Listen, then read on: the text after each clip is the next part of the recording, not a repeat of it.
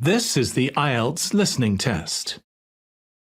You will hear a number of different recordings and you will have to answer questions on what you hear. There will be time for you to read the instructions and questions, and you will have a chance to check your work. All the recordings will be played once only. The test is in 4 parts. At the end of the test, you will be given 10 minutes to transfer your answers to the answer sheet. Now turn to Part 1.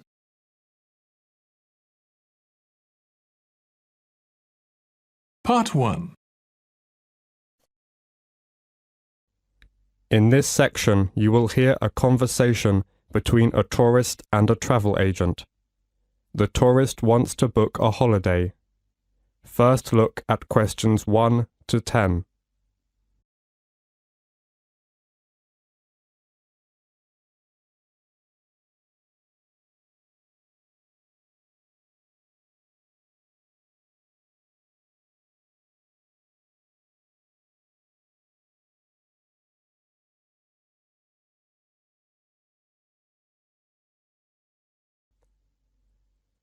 Now listen carefully and answer questions 1 to 7.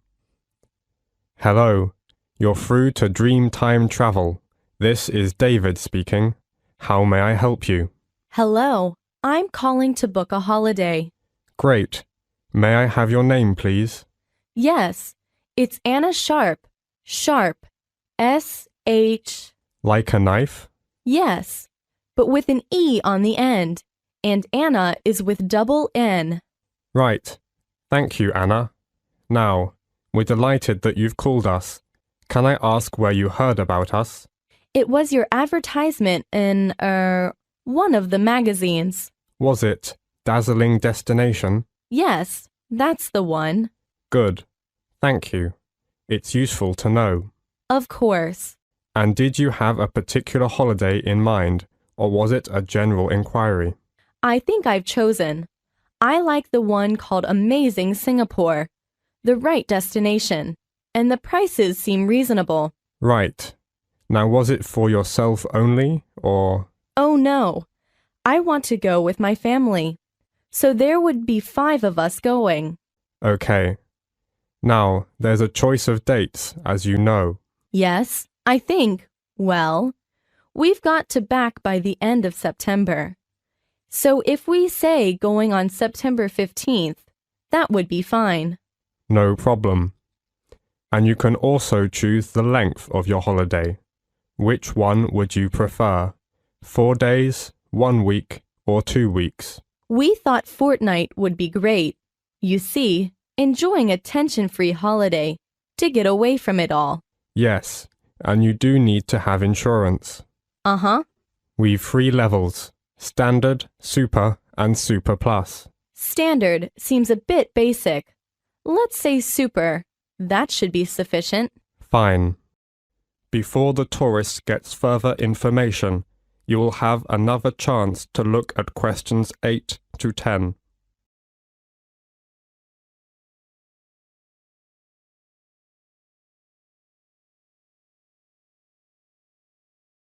Now listen to the rest of the conversation and answer questions 8 to 10. Well, that's all good so far, and the availability's okay. Have you looked through the list of options in the advertisement? I have, and I've got the list here. Some of them do seem pretty good. Which ones would you like to take? In terms of the hotel, the offer of 4-course breakfast, we'd leave that. We'd rather choose the lunch buffet. I think a balcony for the room is a must. It's so soothing to sit out and appreciate the world without a lot of interruptions and distractions. Oh, yes.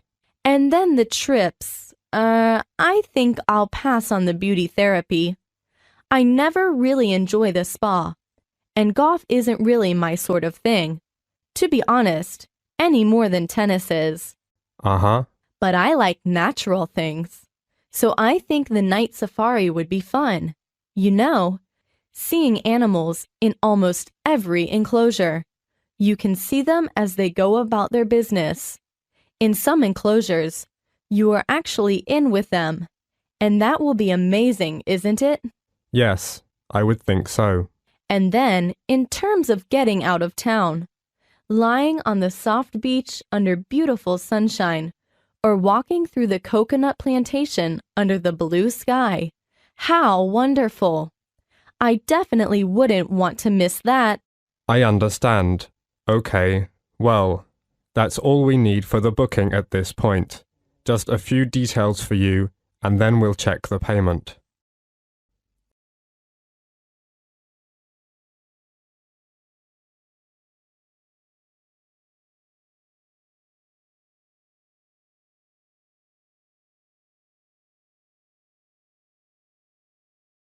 That is the end of part 1.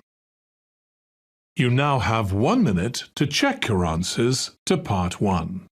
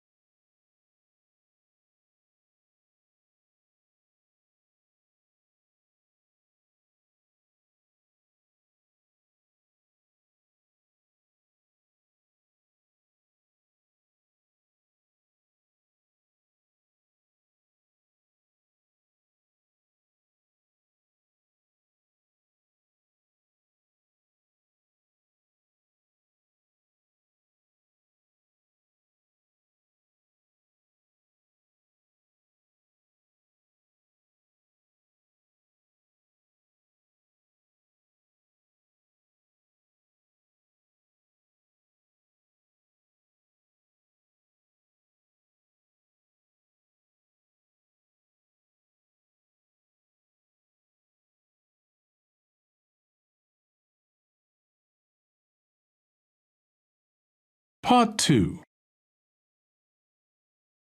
You will hear a guide giving information about the Wonderland. As you listen, answer questions 11 to 20. First, you will have some time to look at questions 11 to 17.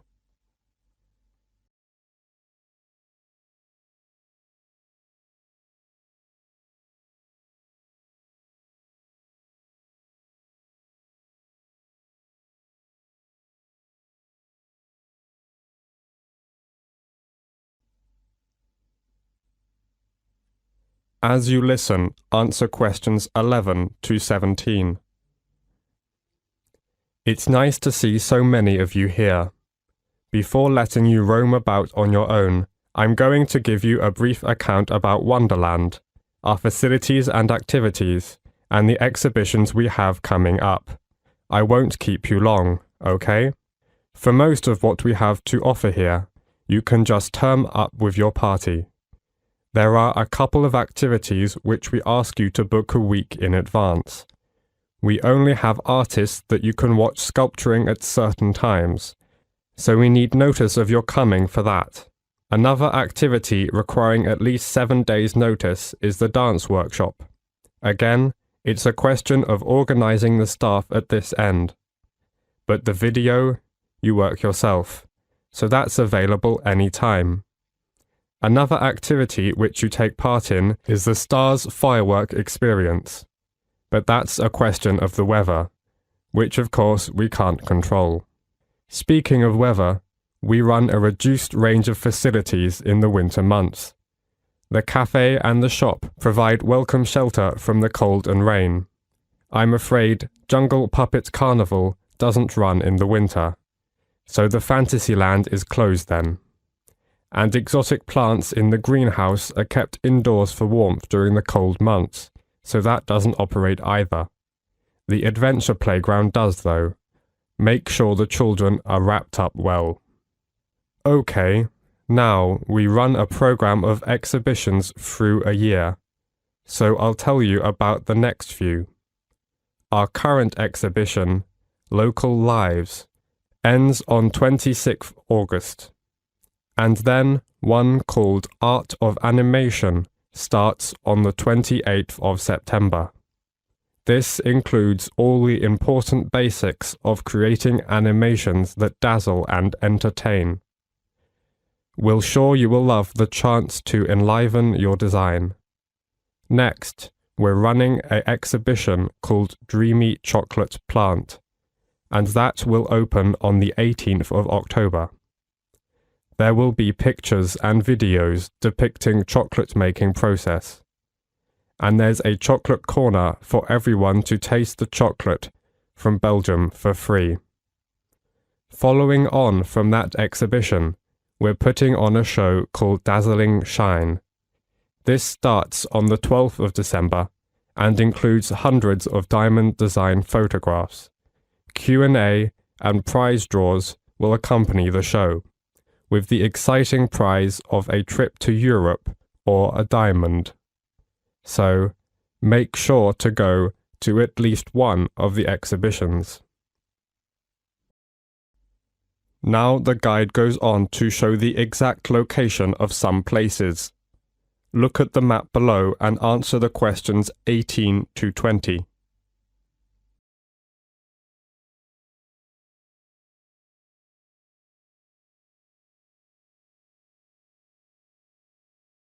Now listen to the continued talk and answer questions 18 to 20 by completing the map and choosing the appropriate letters. Now, the area occupied by Wonderland is rather large, so I'll just give you a few pointers to help you orientate yourselves. So, whether you come by car or bicycle, you'll come in from the road. Cars then park to the left, through the gate into the car park, and bikes to the right, through the gate opposite to the car park. Cyclists in particular might be thirsty at this point, and you can get a drink from the soda fountain to the north of the bike park, halfway to the museum entrance. You can enjoy your drink in the picnic area, which is opposite the car park. At the far end of the picnic area are the toilets. Always good to know where they are. Now we are standing at the entrance to the main museum. Immediately to our right is the souvenir shop, which sells premium gifts, including coffee mugs, stuffed animals, t-shirts, postcards, handmade collections and other souvenirs. And to the left, by the entry gate, is the ticket office. You won't need that because you've got your group booking. Okay, I'll pause. Are there any questions at this point? If you'd like to come along this way, please, ladies and gentlemen.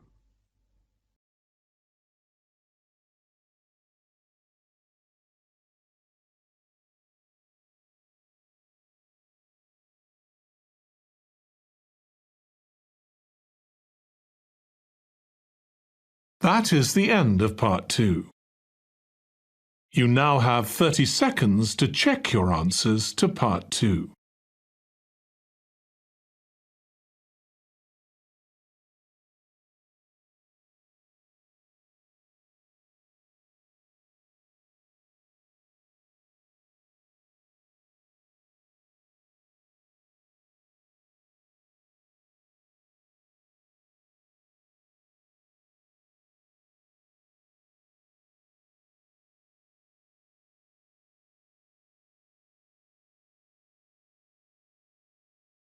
Part 3. In a moment, you are going to hear a conversation between Dr. William and his students, Joe and Angela, about their local history project. As you listen, answer questions 21 to 30. First, you have some time to look at questions 21 to 26.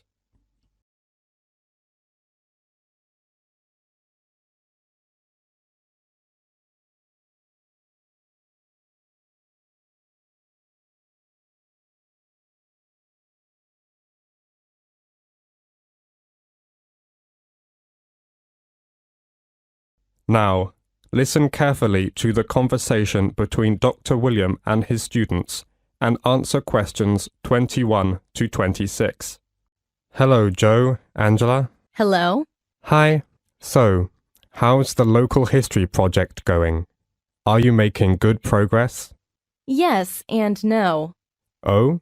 Well, we anticipated problems of various kinds. None of the group has much experience of collaborating on projects, but we spent some time on discussing how to go about it, and thrashed out what seemed a useful approach. But it seems that Angela and I are the only ones actually following the plan. That meant that the whole project has been lacking coordination, so we've fallen behind our schedule. I see. That's tricky. Yes, it is. We felt that the targets had been defined, so we'd all know what to deal with. But looking back, we probably should have really specified individual responsibilities. As it is, we only have a loose sense of what should be done by whom. Well, this is quite a common problem, actually. I take it that you've had enough group meetings, and you're looking for an effective solution. I think you'd better go to the resource centre, and you will find the advice service they provide there helpful at this point. Thanks. We'll go there later. On a specific note, I think we got carried away with recruiting people to interview at the expense of building up the reference section, which I don't think is going to be solid enough. Do you think that will be a major problem? I'd have to see how much there is to be sure. But, well, you'll have to be pragmatic at this point, I think. What you'd better do is to ensure your methodology is really strong, so at least you can't be faulted on that front. Then, if people challenge your results, at least you would have carefully reported on how you reached them. Do you see what I mean? Yes? So? Yes, I think one resource that we haven't exploited fully enough is the internet. I've gone through a lot of journals in the closed reserve of the library, but actually, there are websites where you can call up lists of approaches or data sets really quickly. I think that's a good idea. Before the tourist gets further information, you will have another chance to look at questions 27 to 30.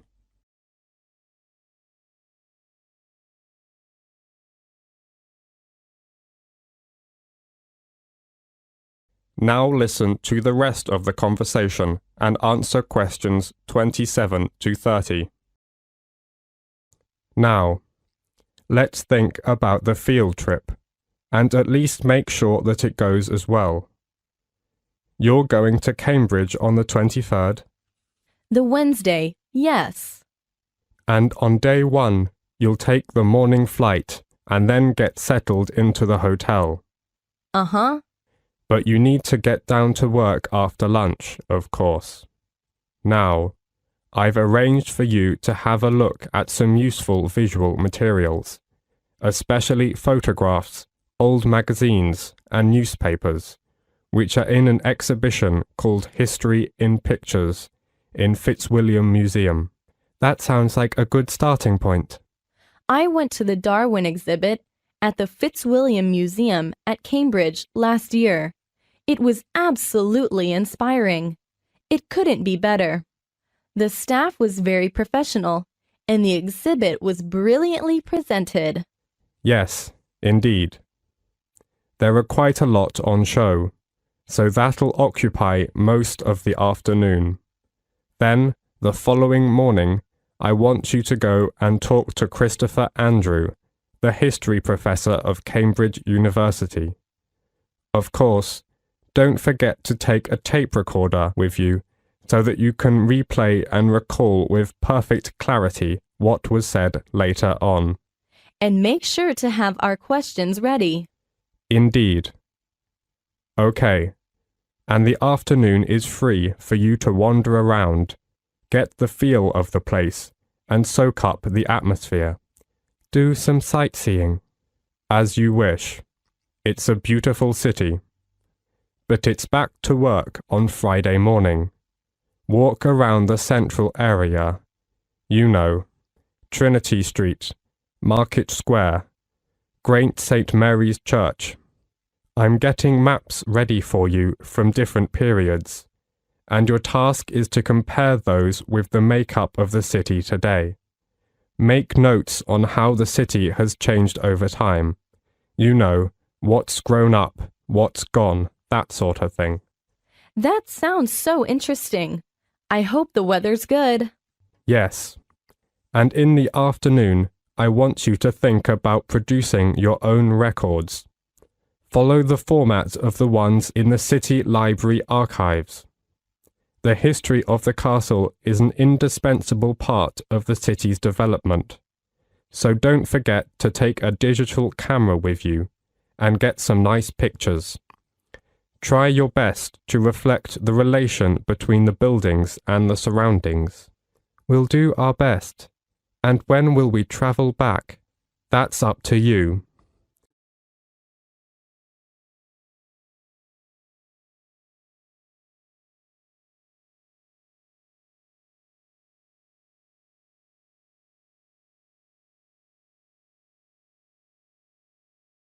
That is the end of part 3. You now have 30 seconds to check your answers to part 3.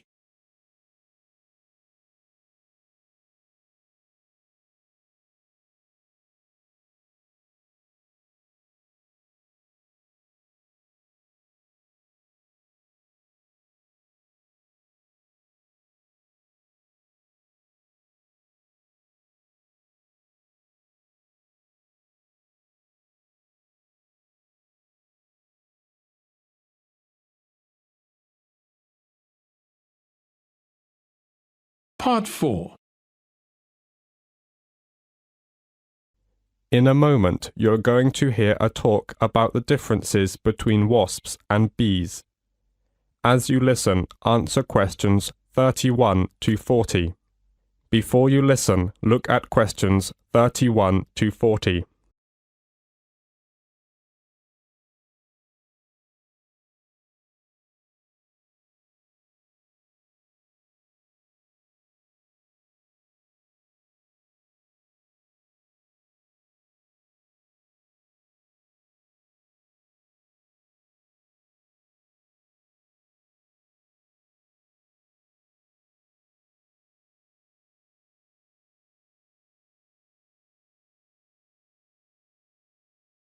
As you listen to the talk, answer questions 31 to 40. You're on a summer picnic, lounging in the sun with your eyes closed after eating your turkey sandwich. Something buzzes by your ear. You lazily swat at the sound, and then, ouch. You feel that familiar aching sting on your cheek. As your face burns red and swells, the last thing on your mind is whether that pesky, no-good insect was a bee or a wasp. But we biologists want to know first. Was it a bee that stung your cheek, or was it a wasp? What's the difference between these two droning, stinging creatures? There are 10,000 to 20,000 species of bee, including many wasp-like and fly-like bees. Most bees are small, from 0.8 inches long to 1.6 inches long. Bees and wasps are closely related. In the preceding scenario, your attacker was most likely a type of wasp. Why? Because wasps are generally more aggressive and likely to stalk public gatherings in search of human food. However, bees are more mild-mannered. They focus on the flowers, not your turkey sandwich. That's just one way to determine whether the attacker was a bee or a wasp. What other characteristics define these two very similar creatures? More than 25,000 kinds of each insect exist, but there are several relatively simple ways to distinguish between them. In the following part of the lecture, you'll learn how physical characteristics, eating habits, and nesting sites distinguish the bee from the wasp. You'll also learn which insect can brag about its slender, tapered waist, and which one has to live with flat, hairy legs. You see, when a bee or a wasp stings you, you're probably not paying attention to the curve of its waist or the shape of its legs. But if you were, you'd notice some key characteristics to help you identify it. While bees have robust, hairy bodies with flat rear legs, wasps' bodies are slender with a narrow waist connecting the thorax and abdomen. As we talked about in the last lecture, the thorax and abdomen are the names given to an insect's mid and rear segments. In addition, wasps appear smooth and shiny and have slender legs shaped like cylinders. The reason for the different body types leads us into another difference between wasps and bees. Feeding. Bees are pollinators, spending much of their lives visiting various plants and flowers to gather and distribute pollen. They also feed nectar and pollen to their young. They are classified as herbivorous insects. Their hairy bodies and flat legs are ideal for holding on to the pollen as they carry it from one area to another. Wasps, on the other hand, are carnivorous. While adults may occasionally feed on nectar or pollen, they feed insects, flies, and even caterpillars to their young. Their bodies are sleeker and more streamlined for hunting.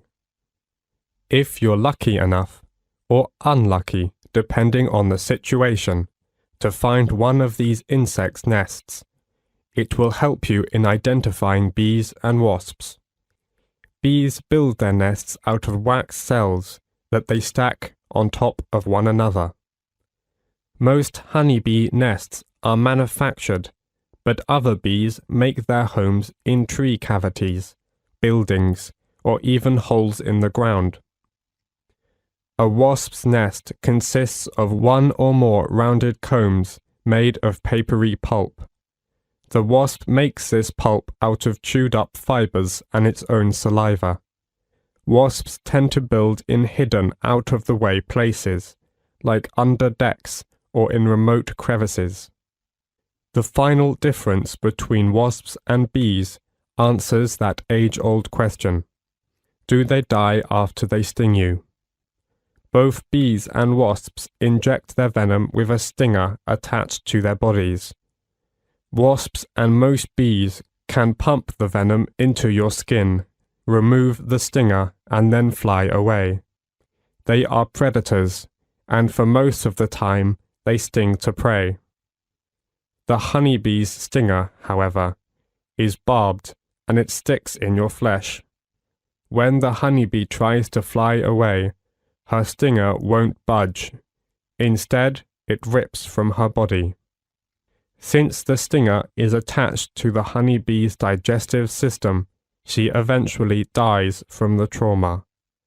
So, honeybees only sting out of the need of self-defense.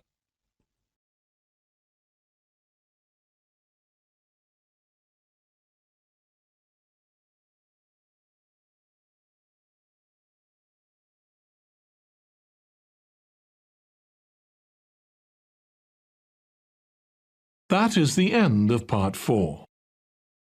You now have 1 minute to check your answers to Part 4. That is the end of the listening test. In the IELTS test, you would now have 10 minutes to transfer your answers to the answer sheet.